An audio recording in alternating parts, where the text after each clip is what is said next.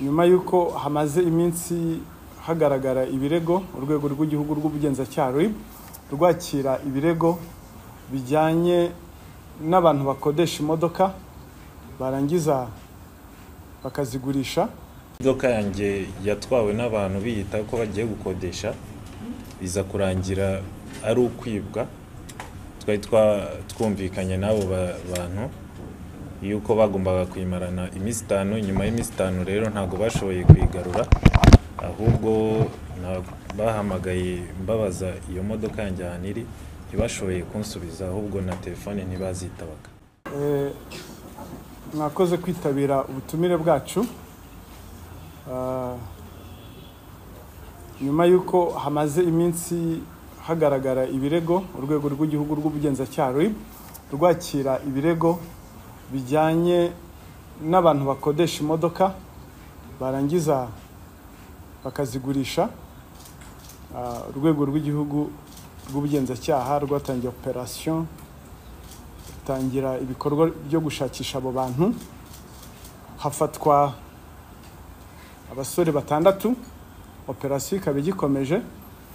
Bari abagabo ubona mumaze kugaragarizwa 6 nibo bafashwe muri iki gikorwa. Hakaba hari n'imodoka 4 kugeza ubu ngubu zimaze gufatwa zibwe muri ubwo buryo.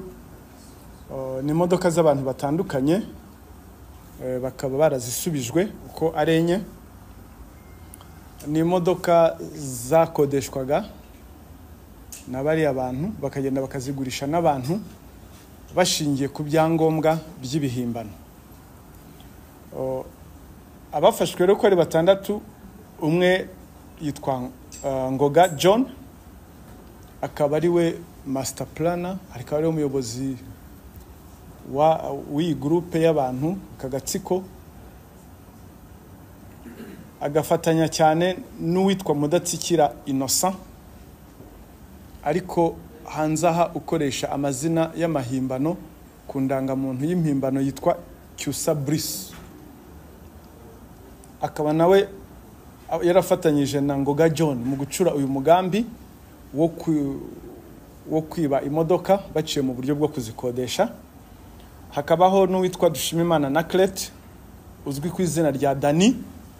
Uyu Dani akora hariya mu mujyi wa Kigali, akaba ari we wacuraga ibi byangombwa, iziranga muntu mubona hano, dore na kashe ndetse na carte jaune z'impimbano. Akaba ari wabicuraga yifashishije imashini.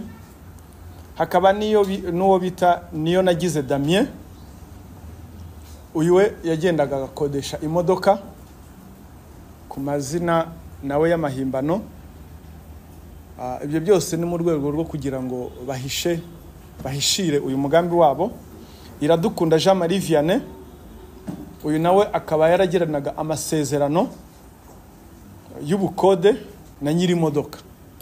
No kuvuga ngo muri ya gahunda yabo hariho ukora amasezerano na nyiri ubukode ukodesha imodoka, hakabaho n'ujya kuyigurisha mu rwego rwo kugira ngo basibanganye ibimenyetso.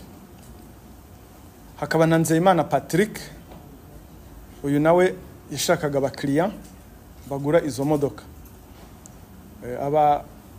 Bakaba barafatiwe mu bice bitandukanye ndetse mu bice bitandukanye by'igihugu. Izi modoka nazo zikaba zarafatiwe mu bice bitandukanye by'igihugu, mu turere twa Nyamagabe, Kayonza na Gicumbi. Aba bafashwe bakaba bacumbikiwe kuri station ya RIB ya Nyamirambo ariho bafungiwe, ndetse na Nyarugenge. Dosiye yabo ikaba yakozwe yoherejwe mu bushinjacyaha. Aba bafashwe bakurikiranyweho ibyaha 3: gushyiraho umutwe w'abagizi ba nabi cyangwa se kujyamo, kwihesha ikintu cy'undi hakoreshejwe uburiganya, ndetse no guhindura inyandiko cyangwa se gukoresha inyandiko mpimbano.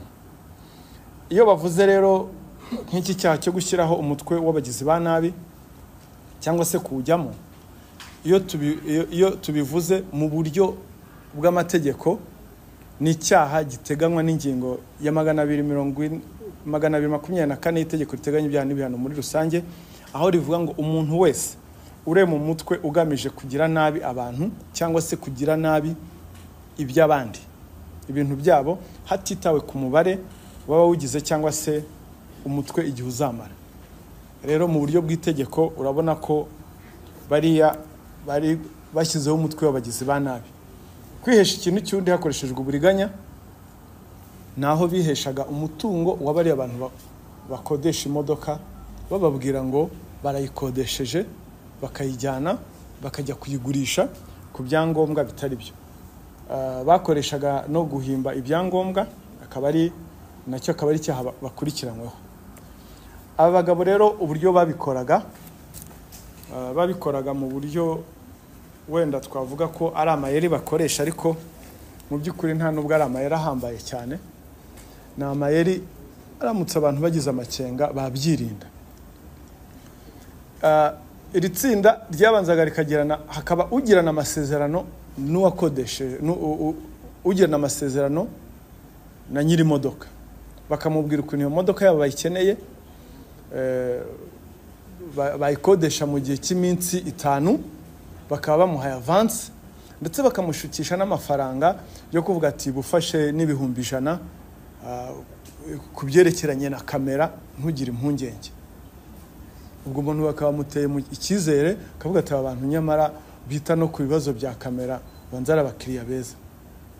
Ubwo ngubwo ariko imodoka bayikodesha hari abandi already bamaze kubona abakiriya aho bagurisha, ndetse na ya modoka nayo ubwayo babanje, ya modoka na nyirayo babanje kuyishakaho amakuru ahagije bayafite, ku buryo bajya kugura n'umuntu bazi n'ubwoko bw'imodoka. Imodoka bakunze ni za RAV4, harimo na Santa Fe, ngo nizo modoka nyine zibona abakiriya bihuse hagati ya $20 n'10. Bakazigurisha nyuma y'uko umwe yafashe akazi ko gukorana amasezerano na nyiri imodoka, undi nawe yashatse umukiriya, undi nawe araza yigurishe yayisiye. Urumva ko bakora nka team. Hari uwaje afite ibyangombwa yahuje na carte jaune, akaba ari we nyiri imodoka, hakaba wagiye gukora amasezerano, hakaba ari n'undi washatse umukiriya. Ibyo bikorwa mu gihe gitoya cyane. Ikindi bakora, baba bahimbye ibyangombwa nk'indangamuntu za carte jaune, amasezerano, byose biganisha kugira ngo ugura ababashe kumwizeza ko imodoka bagurisha ari iyabo. Hari naho cyane nk'aba bagurishaga bakoreshaga indangamuntu zitarizo. Izi mwabonye hano ni indangamuntu z'impimbano. Ikindi, abenshi mu bagura nabo bizezwaga ko bagiye kugura imodoka ifite igiciro cyiza, idahenze, nawe rero akagwa muri wa mutego wo kuvuga ngo agiye kugura imodoka nziza kandi ku mafaranga makeya. Aho rero niho haba hakenewe ubushishozi. Mu bijyanye rero n'ukuntu bahimba amazina, urugero nk'uwo mwabonye witwa Mudatsikira Innocent, ayo niyo mazina ye ababyeyi bamwise, ariko akoresha irangamuntu y'impimbano yiyita Cyusa Brice. Ni indangamuntu mu by'ukuri uramutse unashishoje ukayitegereza ubona ko ari impimbano, ari incurano. Ariko kwa kudashishoza kw'abantu na kwa kundi baba bamwijeje ko afite imodoka kandi ariye, umuntu agatwarwa na kwa kuntu kw'igiciro gitoya. Uyu yagurishije imodoka izo gufatirwa Kayonza, hari aho yayigurishije yitwa Cyusa Brice, ahandi Cyusa Brice ni izina ry'irihimbano, waravuga ngo ni izina ry'akazi. Ubundi amazina y'ababyeyi bamwise ni Mudatsikira Innocent. Hari aho rero yagurishije imodoka yitwa Mudatsikira Innocent, naho yitwa Cyusa Brice. Mwababonye n'abagabo bashikamye basa neza, bo baravuga ati iyo twambaye neza rwose umuntu iyo arebye abona ko afite imodoka ye. Buriya ntimugire ngo ni abantu b'injiji, barize, wumvise n'uburyo bazi indimi, bavuga indimi neza cyane, indimi zitandukanye z'amahanga kongera ku kinyarwanda. Urumva rero abantu rero bagwa muri iyo mitego ngo aje avuga icyongereza, ngo avuga igifaransa cyiza, ngo arasa neza, ngo yambaye neza, ngo imodoka niye, bakagwa mu mutego wo kutita kureba no kwitegereza ibyangombwa. Nzeyimana Patrick niyo mazina ye, nawe yagurishije imodoka igicumbi yiyise Ndaribitse Isaac. Ubu hari abantu bazi ko yaguze imodoka n'uwitwa Ndaribitse Isaac. Uwo Ndaribitse Isaac ntabaho. Mu by'ukuri niba hari utwumva harozi ko yaguze imodoka n'umuntu witwa Ndaribitse Isaac, waguze n'umuntu utabaho. Amazina ye yenyewe ni Nzeyimana Patrick. Kimwe n'umuntu waguze n'imodoka ya Cyusa Bruce, waguze n'umuntu utabaho. Amazina ye Camille, amazina y'ababyeyi bamwise ni Mudatsikira Innocent. Aba bose rero mu bafashwe no muri zira modoka enye zasubijwe ba nyirazo. Ba nyirazo bamwe bumvaga urwego rw'ubugenzacyaha rubahamagaye ati imodoka yawe twayifashe yaribwe, tereka da tigiyo narayikodesheje. Baje gutungurwa. Ukuvuga ngo hariho ahantu hamwe ubu ngubu tuza kugira inama abantu bakajya bashishoza. Niyo nagize Damien yiyise Masengesho Jean Bosco, amugurishiriza imodoka ku cyangombwa cy'igihimbano. Kugurisha imodoka y'umuntu yiyise amazina ye, bayigurishiriza Nyamagabe. Aba bose rero aya nama yari bageragezaga gukoresha kugira ngo badafatwa. Ejo bakagurisha imodoka biyise amazina, ejo ni Cyusa Bruce, ejo ni Mudatsikira Innocent, ubundi ni Nzeyimana Patrick, ubundi Ndaribitse Isaac. Ayo nama yari yose bagendaga bakoresha. Rero ibyaha bakurikiranyweho ni bya bitandukanye, bifite ibihano bitandukanye nabyo. Icyaha gitoya gihanishwa igihano cy'imyaka 2, ikinini gihanishwa igifungo cy'imyaka 10. Ubwo ubucamanza nibwo buzagena igihano bazaba bitewe n'ibyaha bazaba babahamije. Ubutumwa turatanga ubutumwa bwa mbere, turabugenera abantu bakodesha imodoka. Abantu bakodesha imodoka turabagenera ubutumwa mu buryo bwa rusange. Twavuga ko bagomba kugira amakenga. Iyo tuvuga amakenga hano ni ugushishoza, nta kindi tuba tuvuga. Gushishoza niko kugira amakenga, nicyo dusaba abantu.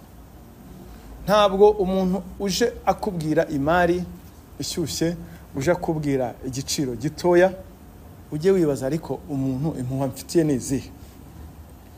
Barasabwa kugira amakenga mbere yo guha umuntu imodoka yawe ngo ayitware. Banza umenye uyihaye, umenye aho ataha, ndetse uverifiye n'ibyangombwa. Kuko twabonye ko agera cyakagukubita karanga muntu, ufite uburenganzira bwo gufata yaranga muntu ukayitegereza. Kuko imodoka ni yawe, ukayiha umuntu uzi, ndetse ukamenya naho ataha. Kuko twabonye ko aba bantu babikora.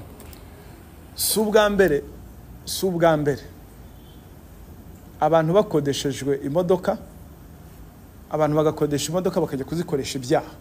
Si ubwa mbere twicaye hano tubivuga. Muzi abasore bigeze gufatwa bakodeshaga imodoka bakajya gusambanyirizamo abakobwa, bahuriye nabo ku kintu bita Tinda, ya app yitwa Tinda. Murabyibuka abakodeshaga imodoka bakajya kuzibisha. Ba basore bicaga imodoka bakongera bakazikora, bagakoresha imodoka bakajya kuzibiramo ibintu. Murabyibuka ibyo byose. Turasaba abantu bakodesha amamodoka yikanywa n'utwo dufaranga gushukisha. Kuko gukodesha imodoka umuntu akajya kuyikoresha ibyaha niwe wa mbere ukurikirana. Uriya muntu aramutse abuze byakugora cyane kuvuga ukuntu iyo modoka yafatiwe mu byaha ntaho uhuriye nayo. Akodesha imodoka akajya kuyikoresha amagendo, ukajya kuyitwaramo ibintu bitabaho.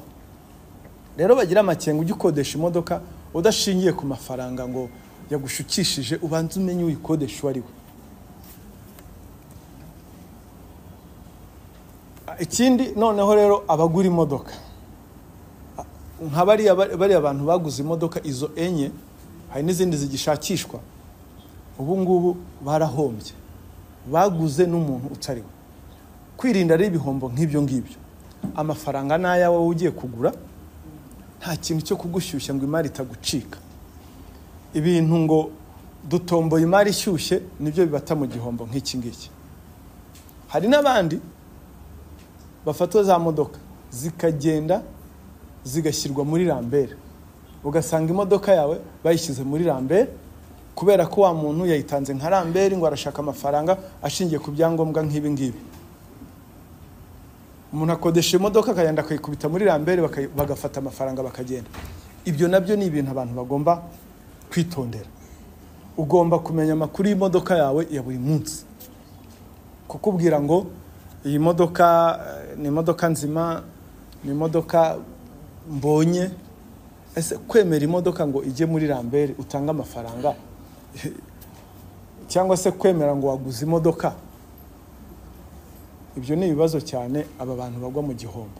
Ukuvuga ngo niba ugiye kugura imodoka, menya niba ugura na nyirayo ufite, kuko amafaranga n'ayawe, ubanze una verify muri Rwanda Revenue umenye uyigurisha niba ari nyirayo koko. Icya kabiri, wowe nk'umukiriya amafaranga n'ayawe urihutishwa n'iki? Cyane ibi bintu byo kujya muri rambere ugatanga imodoka bitera igihombo nk'iki ngiki. Mu by'ukuri turashimira abaturage cyane bagize uruhare muri ibi bintu mu gufata izi modoka. Turashima ubufatanye bwabo, tugumye dufatanye mu kurwanya ibyaha, ariko tunagaya cyane n'aba bantu. Mwabonye aba bagabo n'abagabo bubatse, ubu imiryango yabo cyangwa se n'ababazi muri quartier bari butungurwe, ariko bafatiwe muri ibi bikorwa byo kwiba imodoka. Turagaya cyane abantu. Iki gihugu gitanga amahirwe mu buryo bufatika, ariko nta bintu byo kuvuga ngo ugiye mu bujura. Gitanga amahirwe yo kwihangira imirimo. Abihangira imirimo baganisha muri ibi bikorwa by'ubujura nta mahirwe bafite. Ubushobozi urwego rw'ubugenzacyaha burabufite, ubushake, ububasha, ubufatanye n'abaturage. Aba bantu rero rwose bashatse babireka kuko ntawe byahiriye, bazafatwa byanze bikunze. N'abandi iperereza rirakomeje. Ikindi mvuga, hari abantu bashobora kuba baribwe imodoka batazi ko banibwe. Nyuma y'aya makuru nibabona ubutumwa hanze, begere urwego rw'ubugenzacyaha batanga ibirego, cyangwa se bongere basubire inyuma barebe ko n'imodoka zabo zigihari. Murakoze. Twafata ibibazo.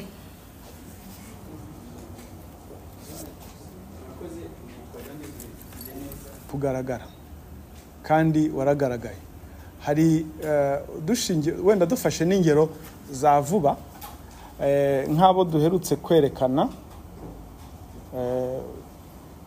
muri buriya bujura, bari abantu batekeraga imitwe abacuruzi.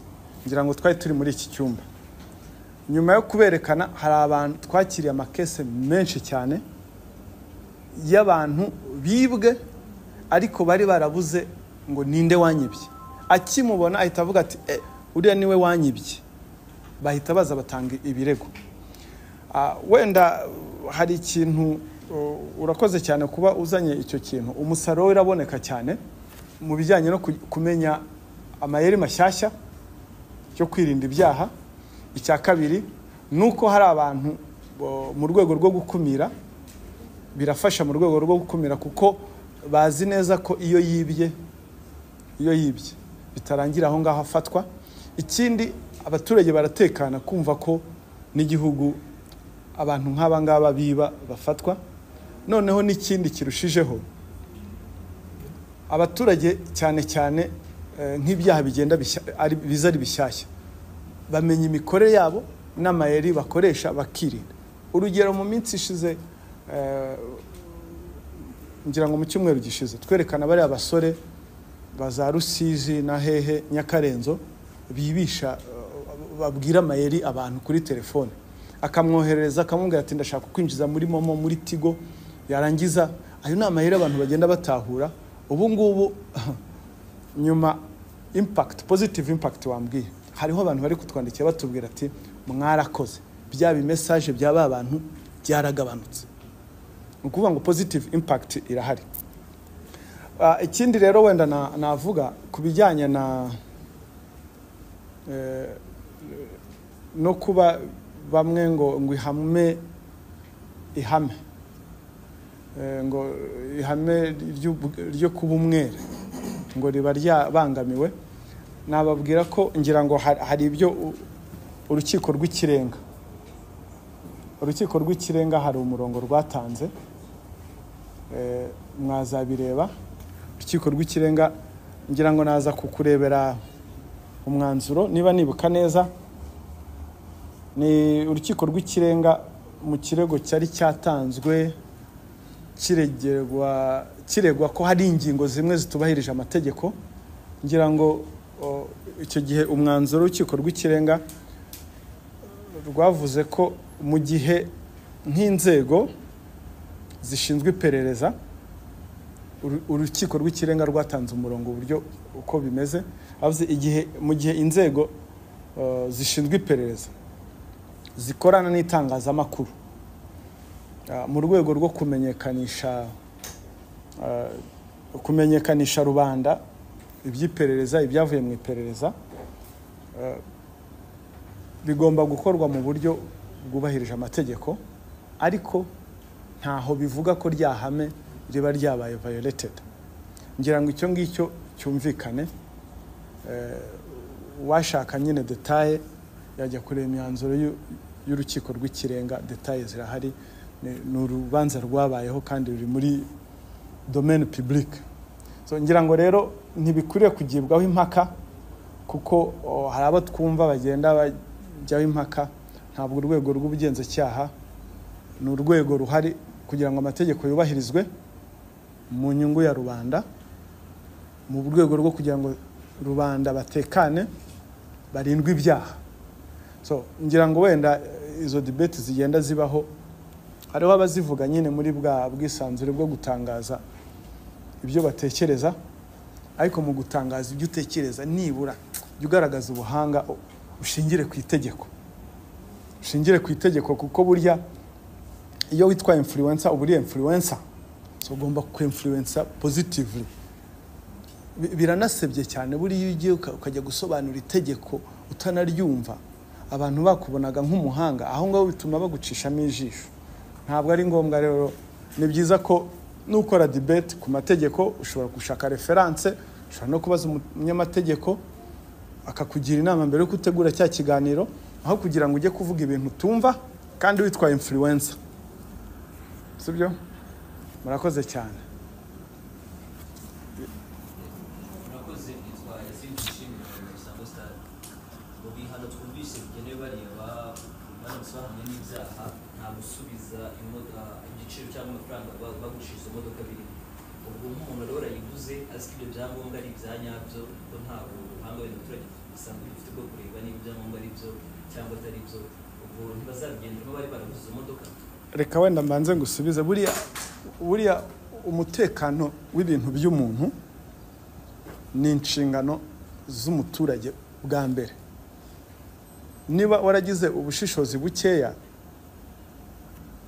ukagura ikintu n'umuntu utari nyiracyo, ingaruka byo ziraza. Ariko hari inzira z'amategeko ziba zarateganyijwe.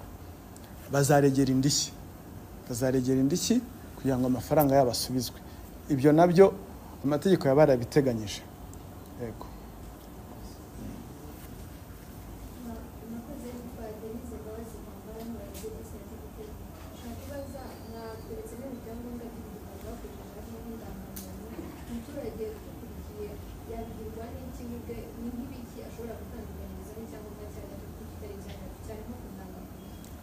azabanza afata irangamuntu ye azi ko ari original ajya kompara n'indi, kuko hari itandukaniro rwose urabireba ukabibona. Ndetse no gushidikanya kuki utabaza, wirebera ku indangamuntu rega baza naho uwo muntu atuye, umenye ubaze n'abamuzi, ntabwo birangirira. Ushobora no kuba ufite irangamuntu ariko ari umuntu nawe udafite adresse izwi. Ibyo nabyo ni ikindi kintu ugomba kugira. Ni ukuvuga ngo kugira amakenga ntibirangira kureba ku irangamuntu gusa, menya aho atuye, umenya aho wamubariza, umenye nabo wamubaza, personne de référence. Sibyo? Ntitwajya dufata abaturage ngo twumve ko ari abantu bari fragile, batazi ibintu, bari ni inshingano zabo gucunga ibintu byabo, kuko ingaruka nibo zigeraho bwa mbere. So ni byiza rero ko nabo bahugurirwa ko bagomba kujya bafata iya mbere basuzuma, kuko amafaranga n'ayawe igihe ugiye kuyatanga ugomba kumenya uyahaye, sibyo? Ukamenya uwo muguzi. Yes, I have 3 questions. First of all, you said that most people whose car was stolen, they did not know that their car was stolen. So I'd like to know how were they intercepted? Second question is, how do they usually go to the cars to evade paying courts? And the third one, what was their plan? The plan was criminal. What was the destination to the cars except paying courts? So urashaka nkubwire twebwe urwego rw'ubugenzacyaha akazi kacu ka buri munsi no gutahura ibyaha. Nkubwire ngo how tugenda tuzidetectinga. Oya izo ni investigative skills ni zacu. We can't disclose to media. Ariko cyo nakubwira ni akazi kacu ka buri munsi ko gutahura ibyaha. So nibyo twiga, nicyo tubyuka tugiye gukora buri munsi. Turabyiga. So bari bazi ko zakodeshejwe. Sibyo? Bari bazi ko zakodeshejwe. So ntabwo rero nakubwira ngo how it has been detected, ngo twadetectinze gute ko zibwe. Icyangombwa nuko bo ubwabo. Ariko hari igihe ushingira ku kirego kimwe shene yose ukayifata. Sibyo? Murakoze cyane Dr. Ndagira ngo profite uyu mwanya ngire n'ikindi kibazo mbabaza kijyanye n'ibimaze iminsi bihangayikishije abantu ku mbuga nkoranyambaga. Tumaze iminsi tubona ikintu kimeze nk'amarushanwa yo kwamamaza cyangwa se gusakaza amashusho y'urukozasoni ku mbuga nkoranyambaga. Sinzi niba ari mubibona, ese niba mubibona mubivuga b'iki cyo kintu Dr. Urakoze. Nubwo wenda icyo kibazo kitari kijyanye na gahunda z'iki gihe, ariko ndakigusubiza mu nyungu z'abanyarwanda. Ndagusubiza mu buryo bubiri. Nkaribu turabibona cyane. Ni imyitwarire igayitse, nta bunyangamugayo burimo, ndetse ibyo bikorwa bimwe bigize ibyaha. Ibyo abantu barimo nkuko wabyise ngo ni amarushanwa, koko urabona biteye isoni, biragayitse. Nkaribu rero turabibona, hari ikiri gukorwa. Ubundi buryo numva nagusubizamo bwa kabiri, imyitwarire y'umuntu kuri social media igaragaza imico ye, igaragaza uburere bwe, igaragaza ndetse uburere umuntu afite. Imyitwarire ye ni ikigero cyiza cyo kureba umuntu, ikigero cy'imitekerereze ye afite. Burya rero ngira ngo imyitwarire yawe kuri social media izahita ikugaragaza nyine uwo uriwe. So turabibona biragayitse, harimo ibiri gukorwamo ibyaha kandi hari ikiri gukorwa, kuko bigomba gucika byanze bikunze.